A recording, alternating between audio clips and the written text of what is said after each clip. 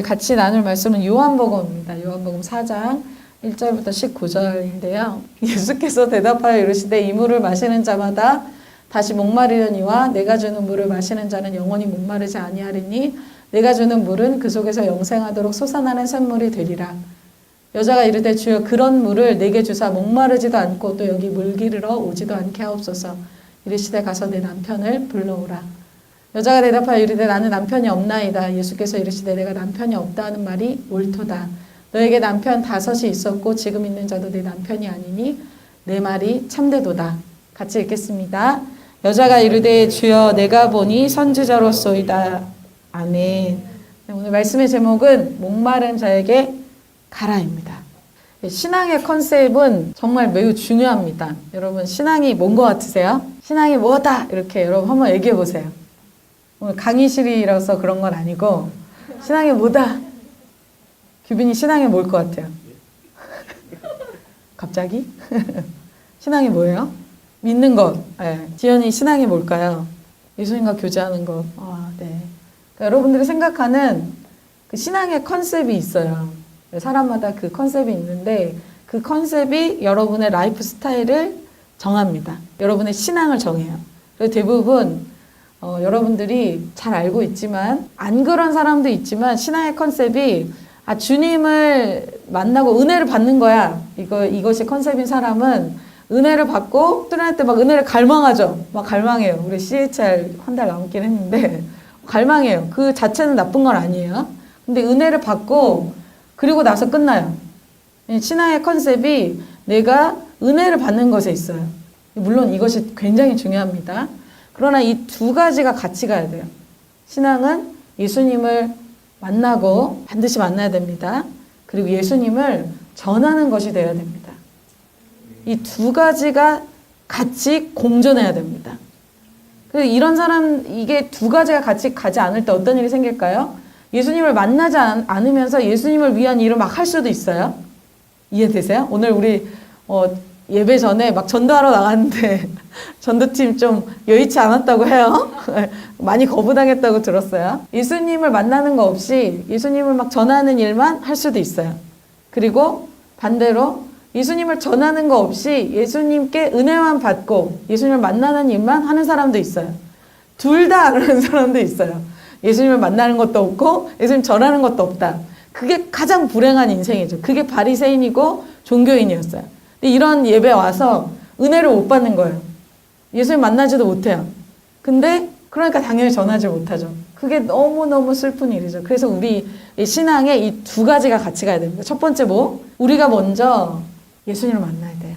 여러분 지금 예수님을 만나시길 축복합니다. 과거가 아니라 지금 만나야 돼요. 그리고 그런 예수님을 전해야 돼요. 그래서 성경에서는 진짜 신앙의 이 모습을 보여주는데 대부분 사람들은 예수님께 은혜를 받으면 자기가 자연스럽게 예수님을 전하게 되어 있습니다. 그래서 거라사인이 데가볼리 지역에는 여러 도시가 있는데 그 중에 거라사 지방에 사는 거라사인이 예수님께 치유를 받았어요. 엄청난 치유를 받고 그 사람에게 예수님이 뭐라 그러냐면 너가 나를 따라오지 말고 너의 그 데가볼리 지방에 가서 내가 너를 어떻게 불쌍하게 여겼는지 간증을 해라 그랬어요. 그래서 그러고 나서 그 사람이 간증을 하러 다녔겠죠. 예수님을 만난 사람들은 대부분 예수님을 만나고 나면 예수님을 자연스럽게 전하게 되어 있습니다. 즉 예수님을 만나면 흘려보내는 일들을 하게 되어 있어요. 그래서 그게 예수님을 전하는 복음이든지 어떤 예수님을 위한 어떤 물질이든지 예수님을 위한 시간이든지 헌신하게 되어 있어요. 그래서 은혜를 받은 이 사람들 중에 예수님과 예수님의 제자들을 막 섬긴 사람들도 성경에 신약에 많이 나와요. 예수님을 수종 들고 예수님께 자기의 여러분 향유를 쏟아부은 사람도 있잖아요. 자기가 예수님을 만나게 될 때 그냥 가만히 있지 않게 된다는 거예요. 흘려보내는 일을 하게 됩니다. 그리고 은혜 받은 이 제자들도 계속해서 복음을 전하는 일을 하죠. 목숨을 걸고 타협도 없고 대안도 없어요. 다른 대안이 없어요. 그냥 목숨 걸고 복음을 전하는 거야. 그게 신앙이에요. 나만 은혜 받고 나에게 머문다? 그것은 뭘까요? 종교예요. 그것은 고인물이 썩게 되는 것처럼 썩는 신앙을 하게 되는 거예요. 즉 신앙은 예수님을 만나는 것이고 예수님을 전하는 삶이 바로 올바른 신앙입니다. 이렇게 잘못된 신앙 중에 하나가 내가 예수님을 만났어. 나는 이제 거룩함을 지켜야 돼. 거룩함을 지켜야 되기 때문에 혼자 캠퍼스에서 밥 먹고 혼자 다니고 자기 과제 혼자 하고 세상과 단절해서 혼자 지내는 거. 물론 여러분 이런 시간도 필요해요. 그런데 예수님을 한번 생각해 보세요. 그리고 제자들을 한번 생각해 보세요. 예수님과 제자들은 자기들끼리만 있지 않았어요. 예수님과 제자들은 항상 전도하러 나갔고 또 예수님이 승천하시고 나선 제자들은 계속 전도하다가 핍박받고 또 사도행전에 가서는 핍박이 더 강해져서 흩어져서 전도했어요. 우리는 거룩해야 됩니다. 그리고 거룩함을 지키기 위해서 애써야 돼요. 죄를 끊기 위해서 애를 쓰죠. 그러나 여러분, 죄를 끊는 가장 빠른 길이 뭘까요? 고난을 받는 거예요. 고난이 있을 때 우리 죄가 그냥 끊어지게 되어 있어요. 고난받는 길은 뭐예요? 영혼을 도우면 고난이 되게 되어 있어요. 그래서 영혼을 돕게 되는 그 순간, 그 시작, 그것이 나의 신앙의 안전장치가 돼요. 그래서 내가 나의 문제를 내가 해결받고 내가 죄 안 짓기 위해서 거룩하게 살기 위해서 내가 애쓰는 것보다 뭐가 빠르다? 영혼을 돕고 복음을 위해 핍박받고 고난받는 것이 훨씬 쉽고 빠른 길이에요. 우리는 스와 달라요. 여러분, 우리 스님들은 어떻게 해요? 자기 혼자 거룩하기 위해서 여러분 스님들 엄청난 노력과 헌신을 합니다. 세상과 단절하기 위해서 먹는 것도 조절하고 산에 들어가서 혼자 살잖아요. 거룩하게 지키기 위해서. 그러나 우리는 달라요. 우리는 혼자 지내지 않아요. 우리는 세상으로 나아가는 것이 크리스천이에요. 오늘 말씀은 신앙의 컨셉을 알려주십니다. 예수님이 이제 오늘부로 나중에 이제 공지가 나갈 텐데 저희가 이제 JCM이 무엇인가 그래서 JCM과 JUC가 많이 갈라지고 또 나뉘어지는 어떤 공지도 많이 하게 될 거예요. 우리 자신이 먼저 정말 신앙의 개혁과 혁명이 먼저 일어나게 되기를 축복합니다. 예수님의 모습을 통해서 우리가 신앙의 본 모습이 무엇인가 이것을 보길 원해요. 첫 번째는 전도하시는 예수님에 대해서 보겠습니다. 네, 오늘 예수님이 전도를 하시는데 전도하시는 이때는 예수님의 사역이 잘 안 될 때가 아니라 매우 잘 될 때였어요. 세례 요한 때문에 이 영적인 공기가 바뀌고 영적인 분위기가 부흥의 시즌으로 가는 시즌이었어요. 그때 예수님이 어떻게 하시냐?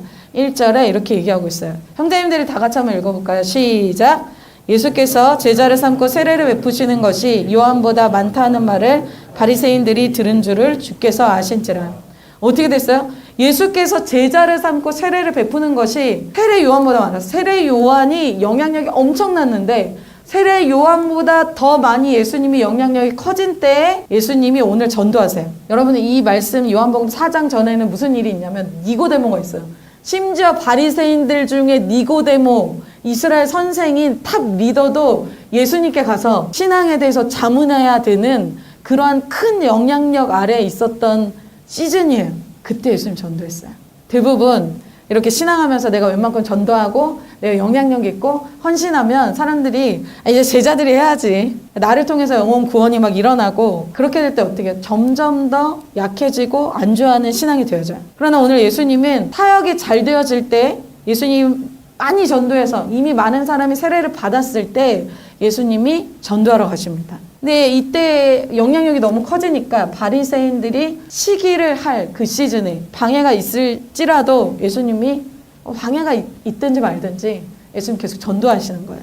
여러분 예수님은 십자가에 달려서 죽으실 그 타이밍까지도 전도를 하셨어요. 죽는 그 순간에도 전도를 하셨어요.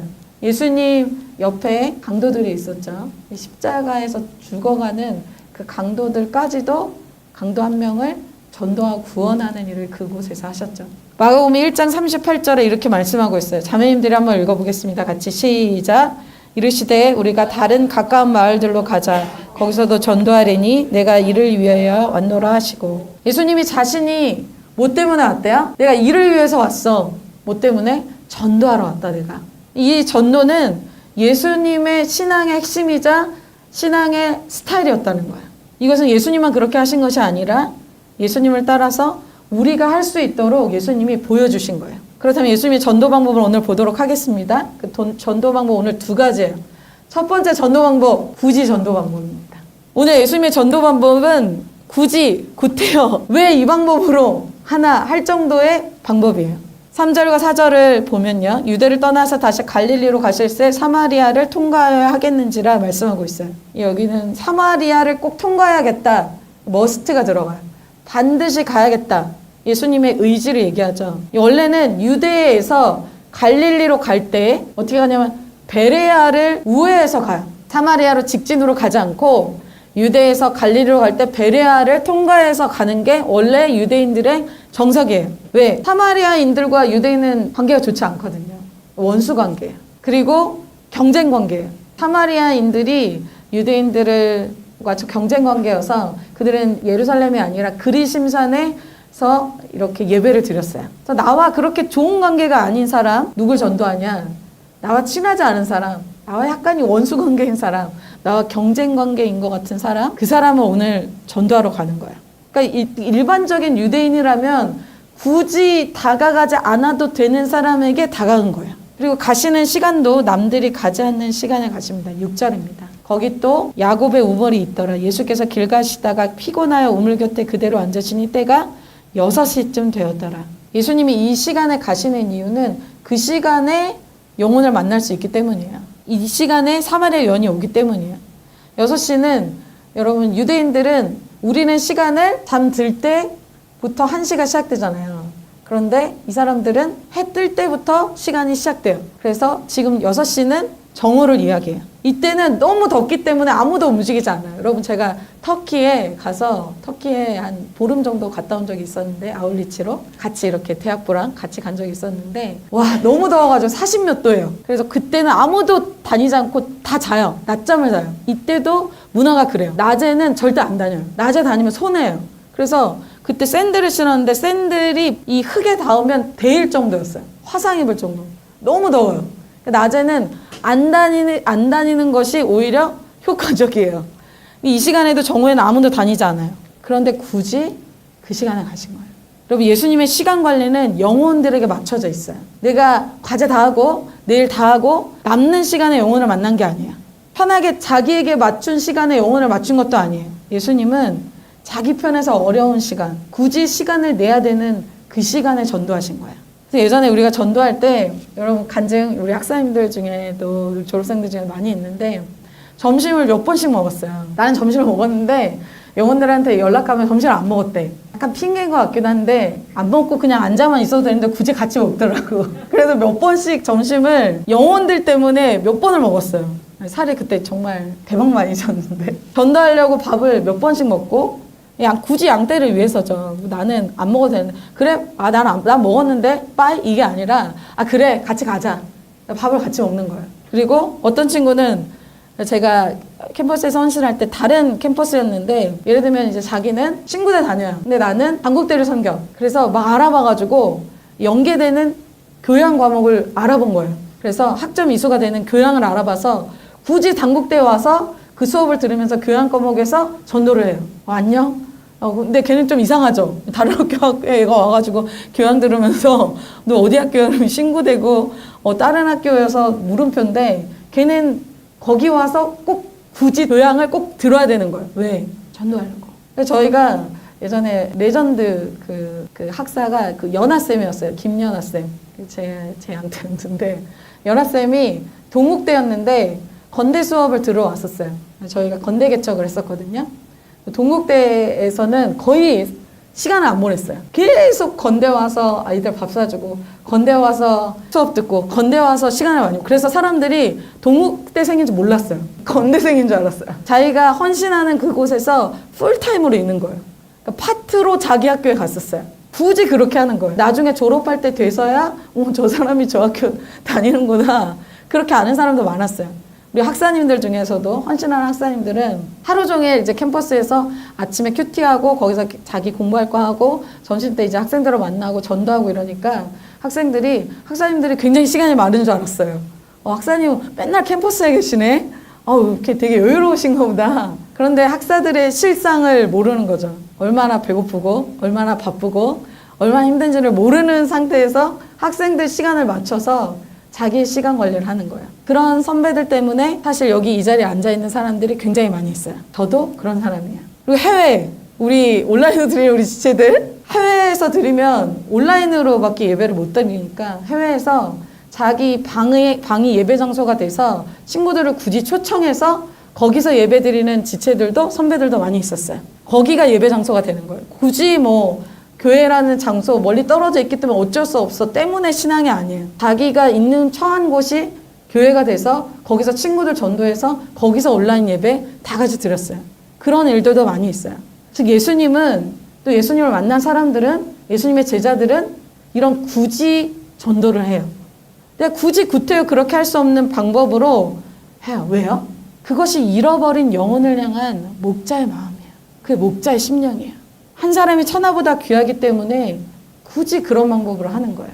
그리고 예수님의 전도 방법은 두 번째는 한 사람 전도예요. 예수님 오늘 만날 사람은 사마리아 동네 전체 만난 것이 아닙니다. 그래서 여러분들이 막 이런 전도하라는 얘기 들으면 와 나는 이제 캠퍼스 전 영역을 막 변화시켜야 돼 그러지 않아도 돼요. 여러분 그거 예수님이 원하지 않아요. 예수님이 오늘 어떻게 전도하냐 딱 한 명 전도했어요. 여러분 한 명 전도하실 수 있겠죠? 한 명은 하실 수 있겠죠? 예수님이 그렇게 하셨다는 거예요. 예수님이 하나님이 예비하시니까 한 사람만 오늘 전도하셨어요. 우리가 해외 선교하고 막 먼 유럽에도 가고 그러지 않아도 돼요. 갈릴리 가는 길에 내가 만날 수 있는 사람, 내가 마음 먹으면 만날 수 있는 그 사람을 주님이 전도하신 거예요. 예수님도 제자들을 부르실 때 자신이 직접 찾아가서 전도하셨어요. 여러분 양떼들은 나에게 다가오지 않아요. 내가 다가가야 돼요. 그래서 예수님은 세례 마태가 있는 세관에 직접 가셨죠. 데가볼리 안에 있는 거라사 지방에 직접 가셔서 거라사인을 치료하셨어요. 사도 바울도 빌립보 개척할 때 한 사람 전도했어요. 누굴 전도했어? 루디아. 옷감 장사인 루디아를 전도해서 그 루디아 때문에 빌립보 교회가 개척됐어요. 한 사람만 전도하면 돼요. 그리고 그 여인은 어떤 상태였는가? 오늘 전도한 그 사람이 어떤 상태인가? 이 여인의 상태는 목마른 삶을 살고 있었어요. 여러분 여러분의 시대, 지금 우리가 살고 있는 시대는 정말 어느 때보다도 부유하죠. 그래서 우리나라 사람 중에 굶는 사람은 거의 없는 것 같아요. 뭔가 부족하다 여겨지지 않은 것처럼 보여요. 그런데 영적으로 볼 때는 아주 핍절한 상태가 지금의 상태예요. 그래서 제가 통계를 찾아보니까 작년 2022년 6월에 20대 여러분처럼 20대에 그 우울증하고 불안 증세로 이 병원을 찾은 사람이 5년 만에 127%가 늘었어요. 127%면 10만 명이 늘었어요. 뭐 때문에? 우울증, 불안 증세 때문에.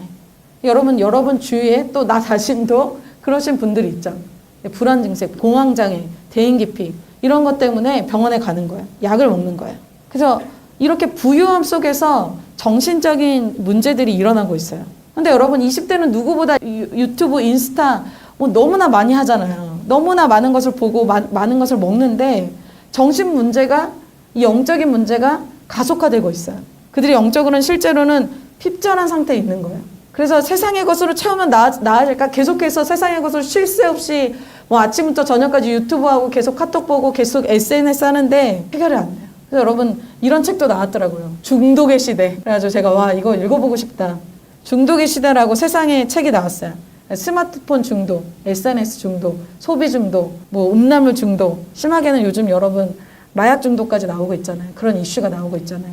그래서 카페인 중독이라고 해서 카카오톡, 페이스북, 인스타 카페인 중독이란 말도 몇 년 전에 나왔었어요. 근데 여러분 중독이라는 말이 여러분한테 새롭지 않죠? 어때요? 여러분 중독이란 말 되게 자극적이에요? 그냥 일상 언어 같죠? 왜냐하면 여러분들의 삶 자체가 지금 중독적인 삶을 많이 살기 때문에 그래요. 그래서 마약 떡볶이 뭐 이런 것도 있고 응급실 떡볶이 이런 말도 있잖아요. 뭔가 자극적이고 중독적인 것이 일반적이게 됐어요. 뭐 음식도 그렇지만 여러분 오타쿠, 너 오타쿠야? 나 오타쿠야. 오타쿠가 요즘에 일반적이 됐어요. 뭔가 중독된 상태가 일반적인 상태가 됐어요. 그런 사람이 너무 많기 때문에. 그러니까 지금 목마른 사마리아 여인이 지금 저는 20대 청년들 같다는 생각이 들었어요.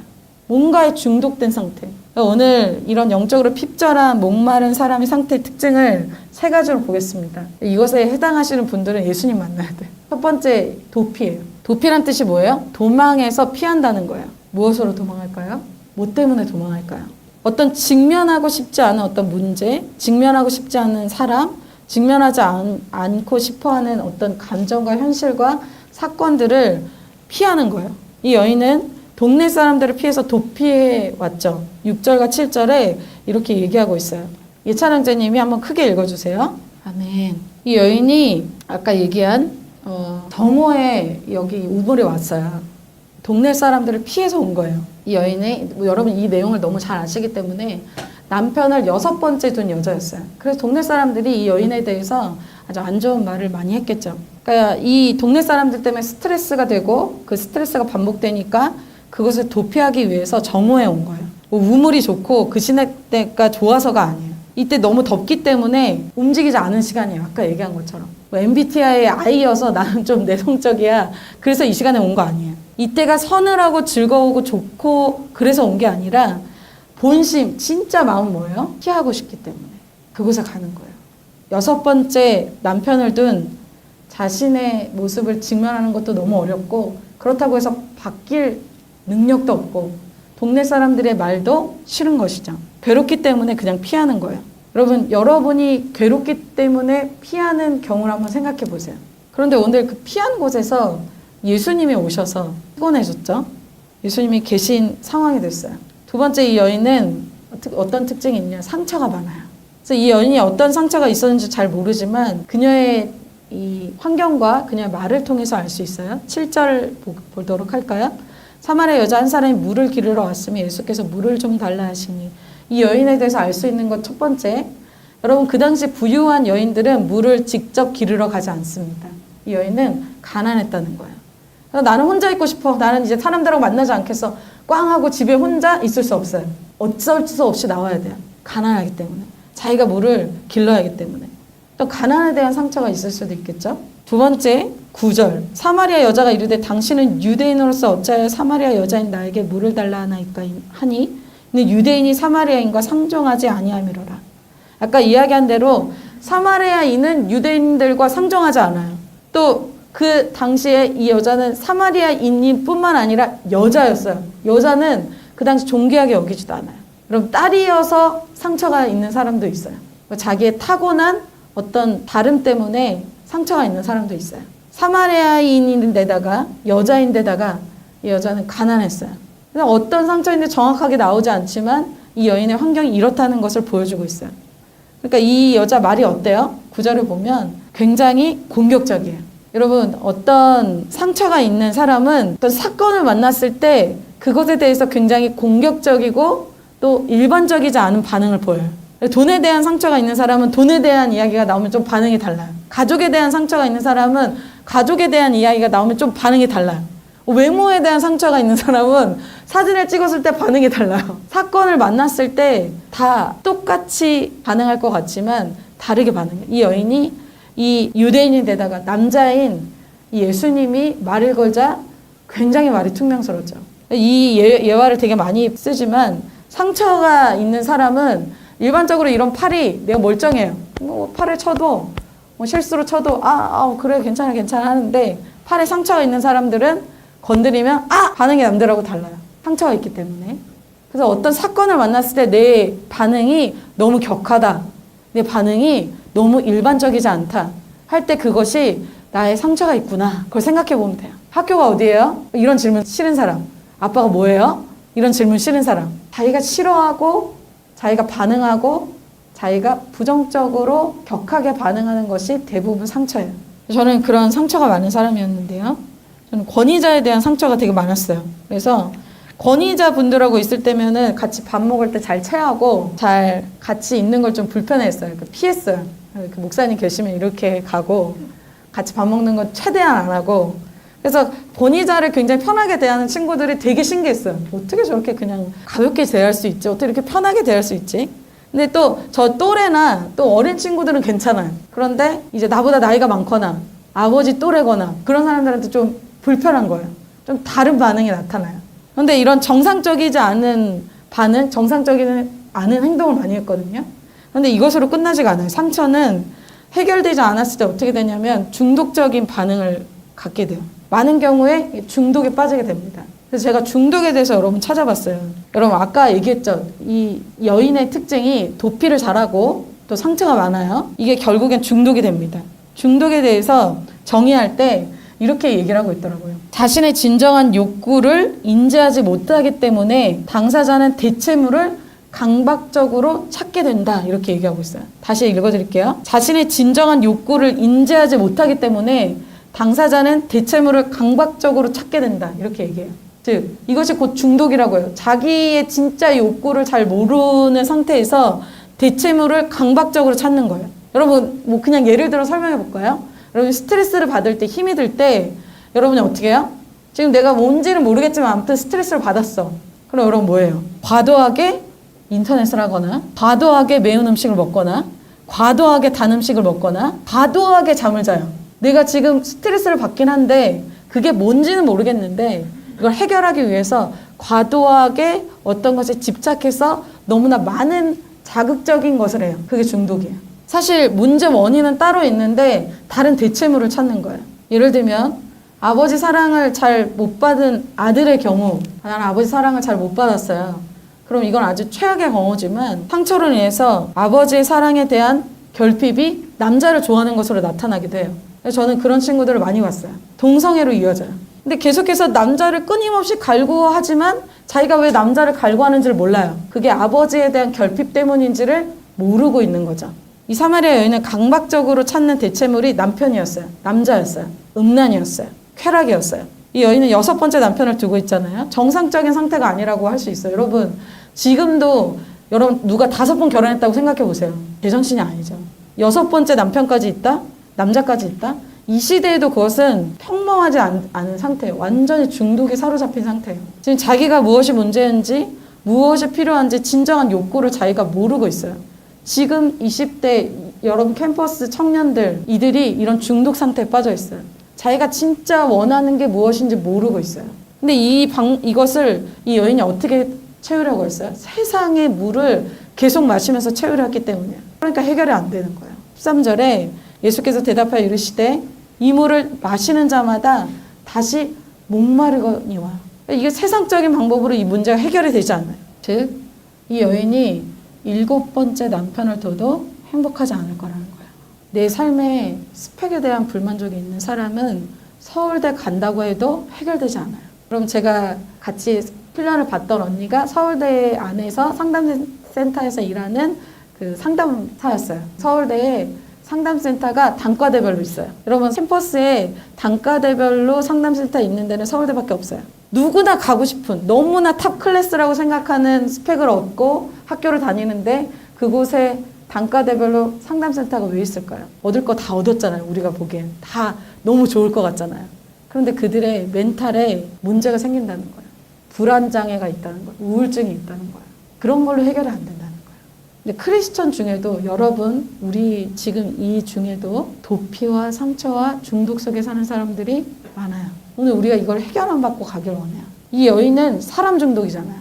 이성 중독이잖아요. 음란 중독이잖아요. 이것이 우리 속에도 있어요. 그것을 어떻게 해결하는가? 목마르지 않은 새 삶에 대해서 예수님이 오늘 얘기해주고 있어요. 예수님이 여인에게 새 삶을 살기 위해서 말씀을 주시죠. 14절, 15절을 다 같이 한번 읽어볼까요? 시작. 내가 주는 물을 마시는 자는 영원히 목마르지 아니하리니 내가 주는 물은 그 속에서 영생하도록 솟아나는 샘물이 되리라. 여자가 이르되 주여 그런 물을 내게 주사 목마르지도 않고 또 여기 물 기르러 오지도 않게 하옵소서. 아멘. 예수님은 지금 너의 인생의 답답함, 우울함, 한계, 너의 인생의 어려움, 단절, 결핍, 상처 이것을 해결하기 위해서 세상의 것으로는 안 된다라고 정답을 얘기해주고 있어요. 세상의 것이 아무리 채워진다 해도 그것이 절대 해결될 수 없는 문제가 바로 이 문제예요. 제가 가장 죽고 싶었을 때가 있었는데 여러분의 나이 20대, 22살 때 가장 죽고 싶었어요. 그때 저는 회사 다닐 때였는데 회사에서 인정도 받고 이성 친구도 있고 여행도 갈 수 있고 카드로 마음껏 뭐든지 살 수 있는 때였어요. 모든 것이 갖춰져 있는 때 가장 죽고 싶었어요. 무엇이 부족하지 않았는데. 여러분 사람은 그런 것으로 채워질 수 없는 존재예요. 우리는 영적인 것이 채워져야만 사는 존재예요. 이 여인이 어떻게 새 인생을 살 수가 있습니까? 두 번째는 예수님을 만나고 예수님의 음성을 들어야 돼요.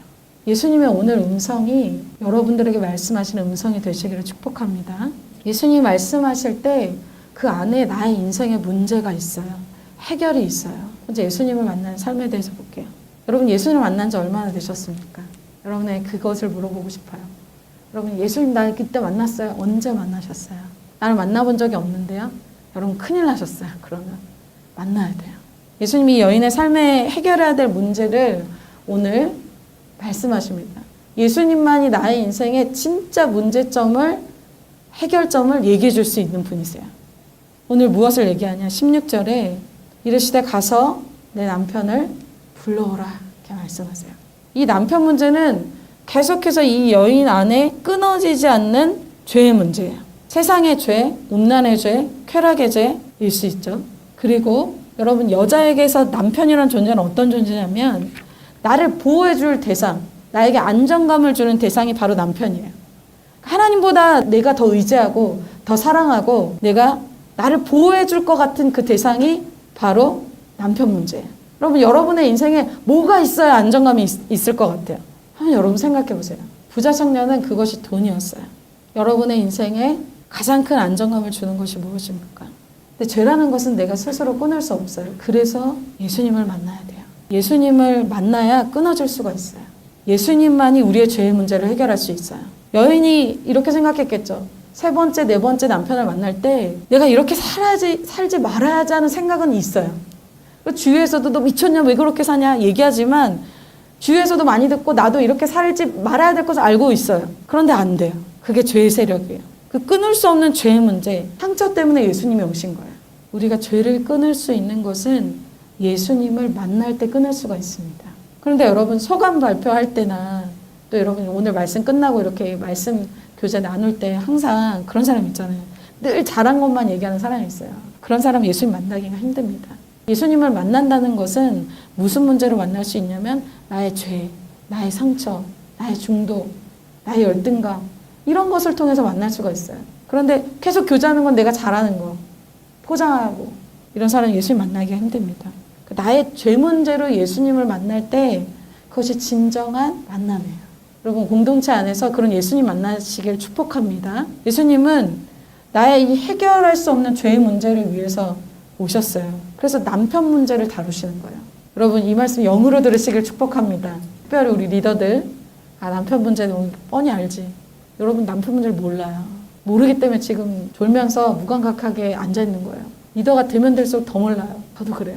문제는 테디와 창기가 아니에요. 바리새인과 서기관과 대제사장이에요. 리더들이 문제예요. 예수님이 오늘 남편 문제에 대해서 다루고 있어요. 여러분들의 지금의 남편 문제를 깨닫게 되시기를 축복합니다. 여자가 이 남편을 불러오는 말씀에 여자가 이렇게 대답해요. 17절에 여자가 대답하여 이르되 나는 남편이 없나이다. 예수께서 이르시되 내가 남편이 없다 하는 말이 옳도다. 여러분 이 여자가 난 남편이 없다라고 하잖아요. 완전 거짓말이죠. 6번째 남편까지 있잖아요. 너 남편 우상화하면서 살았잖아. 너 그렇게 쾌락적으로 살았잖아. 너 음란한 거 많이 보면서 살았잖아. 이렇게 말씀하시지 않았다는 거예요. 예수님이 내 말이 맞다, 옳다 받아주십니다. 예수님이 이 여인의 이 남편 문제, 수치스러운 문제, 이 문제를 이야기하는 이유는 정죄하기 위해서가 아니에요. 용서해 주시고 해결해 주기 위해서예요. 그러니까 어느 누구에게도 말할 수 없고 수용받을 수 없고 용서받을 수 없는 그 죄의 문제에 대해서 이 여인이 오늘 예수님께 용서 안 받고 수용받습니다. 이것이 죄사함이에요. 이런 용서의 예수님을 만나게 될 때 그 죄는 자연스럽게 끊어지게 됩니다. 예수님 만났는데 죄가 안 끊어지는데요? 그건 아직 예수님 만난 게 아니에요. 여러분 왜 교회 다니는데 죄가 안 끊어져요? 죄에 대해서 솔직하지 않기 때문에, 오픈하지 않기 때문에 뭔가가 있는데 이중적인 삶이 너무나 당연해졌기 때문이에요. 그리고 7번째 남편을 원하는 상태일 수도 있어요. 아까 얘기했죠. 세리와 창기들은 자기 인생이 지긋지긋해서 변화되고자 하는 마음이 있었어요. 근데 바리새인 세금과는 변화되고자 하는 마음이 없어요. 이 상태가 좋다는 거예요. 근데 이 여인은 이제 7번째 남편도 싫고 지금 6번째 남편도 싫은 거예요. 여러분 이제 여러분의 우상, 여러분의 의지하는 것 내려놓으시는 날이 되시기를 축복합니다. 여러분이 스트레스 받을 때마다, 여러분 우울할 때마다 여러분 예수님 대신 찾는 거 내려놓으시는 날이 되시길 축복합니다. 이 여인이 말이 바뀌죠. 19절입니다. 여자가 이르되 주여 내가 보니 선지자로소이다. 이 여인이 이제 예수님이 주여라고 불러요. 예수님을 통해서 자신의 죄가 드러났지만 용서함 받고 새롭게 되었기 때문이죠. 마지막으로 여러분 성령을 마시는 삶에 대해서 같이 보고자 해요. 예수님이 이러한 삶을 무엇이라고 표현하냐면 내가 주는 물을 마시는 삶이라고 얘기하고 있어요. 우리는 회개할 때 성령을 받죠. 내가 주는 물은 바로 성령을 얘기하는 것입니다. 다시 본문 14절을 보면 예수님이 주시는 물을 마시는 삶을 이렇게 얘기하고 있어요. 한 번 더 마지막으로 한번 읽어볼까요? 말씀을 시작. 내가 주는 물을 마시는 자는 영원히 목마르지 아니하리니 내가 주는 물은 그 속에서 영생하도록 솟아나는 샘물이 되리라. 아멘. 내가 주는 물을 마시는 자는, 내가 주는 물을 마시는 자, 세상의 물이 아니에요. 죄의 물이 아니에요. 쾌락의 물이 아니에요. 이건 무슨 물이에요? 성령을 얘기하고 있어요. 우리가 회개할 때 성령을 받게 되고 우리 안에 성령을 마셔서 우리 안에 성령이 거주하게 돼요. 여러분, 그런데 성령을 한번 마셨다고 해서 여러분 그 성령이 계속 유지가 됩니까? 그러지 않죠. 계속해서 성령을 마시는 삶을 살아야 돼요. 그게 뭐예요? 계속해서 예수 그리스도의 죄사함을 받는 삶을 살아야 된다는 거예요. 계속해서 죄가 터치되고 죄가 회개되어지고 죄가 끊어지는 이 정결한 삶을, 성령을 마시는 삶을 살게 될 때 우리가 성령의 그 충만함을 유지할 수가 있게 돼요. 근데 이러한 주님을 과거에 만났기 때문에 우리의 삶이 지금 다크할 수 있어요. 왜? 너무 그 예수님을 용서해 주시는 예수님 만난 지가 너무 오래됐어. 여러분, 이 여인은 나중에 보면은 예수님과 대화 속에서 예배에 대해서 이 여인이 얘기해요. 오늘 그것까지 읽지 않았어요. 이 여인이 어떤 여인이냐면 영적인 사모함이 많은 사람이에요. 이 여인은. 그런데 여러분, 예배에 대해서 또 이 여인이 메시아에 대해서 관심이 많은 여인이라는 것을 우리가 요한복음 이 4장을 보면 알 수 있어요. 근데 그런 사람이 있죠. 이렇게 보면은 그 사람이 영적인 사모함도 있고 예배도 오고 그래도 하나님 만나려고 해요. 그리고 예수님 찾고자 하는데 그 사람에게 왜 그 사람이 왜 주님을 못 만날까요? 그 사람이 영적인 소욕이 이런 영적인 갈급함이 10이라고 해봅시다. 그런데 그 사람이 영적인 소욕은 이 갈망은 10인데 육적인 소욕은 20이에요. 영적인 소욕보다 육적인 소욕이 더 강할 때 영적인 소욕을 완전히 덮게 돼요. 그런 사람 보는, 신앙을 하면서도 그런 사람들을 여러분 옆에서 볼 때가 많이 있을 거예요. 저 사람 기도 인도도 잘하고 저 사람 간증도 잘하는데 실제 삶 보면 중독이 끊어지지가 않아요. 되게 이중적이라고 생각이 들죠. 저 사람 되게 기도도 잘하고 그러는데 나중에 보면 음란물 보고 있고 중독이 끊어지지 않고 되게 음란한 행위하고 저 사람 왜 저럴까? 저 사람 하나님한테 마음이 없나? 그 사람 하나님한테 마음이 없는 사람 아니에요. 마음이 있어요. 그런데 어느 정도예요? 10 정도. 육신의 소욕은 20이 되기 때문에 육신의 소욕이 영적인 소욕을 덮는 사람이 되는 거예요. 이 여인이 그렇기 때문에 중독에 걸린 거예요. 그래서 여러분 이렇게 크리스천 신앙을 하면서도 중독의 삶을 사는 사람이 너무나 많아요. 영적인 것도 사모하지만 내가 포기하고 싶어하는 예수님보다 더 크게 생각하는 사람의 인정, 육신의 쾌락 이런 것을 포기하지 않는 사람이에요. 그러니까 육신적인 라이프 스타일을 포기하지 못하면 계속 죄 가운데 있는 거예요. 그럼 이 사람은 어떻게 될까요? 이 여인처럼 반복적으로 마시던 이 세상의 물을 끊어야 돼요. 이제 멈춰야 돼요. 세상의 물 마시기를 멈추고 무엇을 해야 합니까? 성령을 마셔야 돼요. 내일부터 저희가 CHR 20일 작정 기도가 시작됩니다. 세상의 물 마시기를 멈추길 원하는 사람은 같이 기도할 거예요. 그런 자들에게 성령을 마시게 되는 놀라운 역사가 일어나게 될 줄 믿습니다. 계속해서 우리의 삶에 죄사함의 역사가 일어날 줄 믿습니다. CHR 때 저희는 특별히 죄사함의 역사를 위해서 기도를 많이 해요. 그래서 죄사함의 역사가 CHR 때 많이 일어나요. 모태신앙인데 한 번도 이런 죄사함을 경험하지 못한 사람, 나는 예수 그리스도의 십자가가 나의 죄를 용서했는지 모르는 사람, 너무나 종교적인 게 오래돼서 그게 너무나 과거가 된 사람들.